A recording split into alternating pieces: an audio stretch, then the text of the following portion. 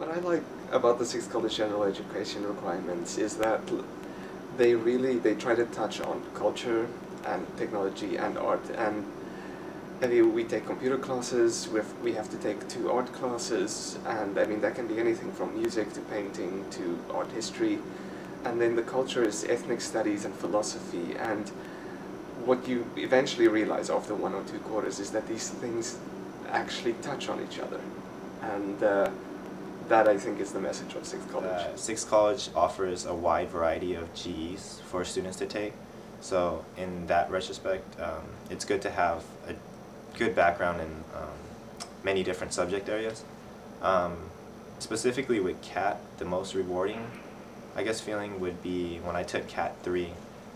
The subject material of CAT 3 was that it was a class based on noise versus sound, and how students interpreted that was, how do we know what ideas in life are actually true?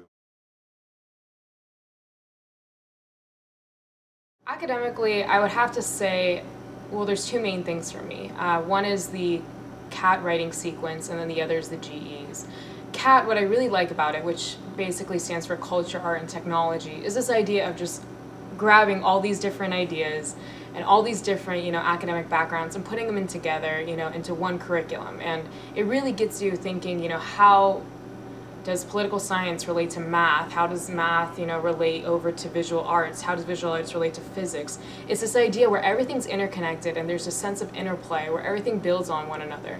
And I think that's what you're really meant to learn here at the university level. It's just that something builds on something builds on something. And that's where the true education comes in.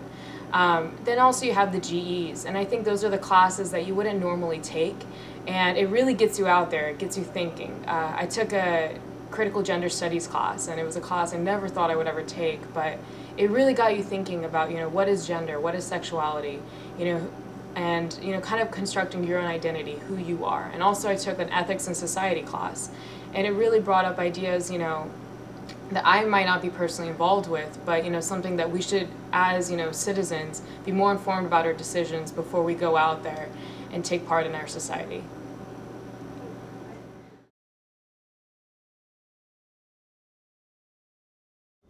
The best campus resource I've used was Career Services Center. Everybody there is really helpful. They help me figure out a 4-year plan and everything that I need to get done to apply to pharmacy school. It's just, everybody there is really nice. You can make appointments and they're really looking out for you. I highly recommend going there.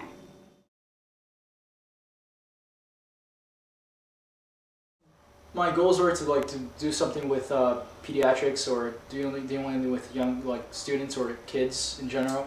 So as I was always presented the opportunity to go mentor at a elementary school student, I was like, okay, this will be something that I would like to do, and I would enjoy doing it because that's something that interests me.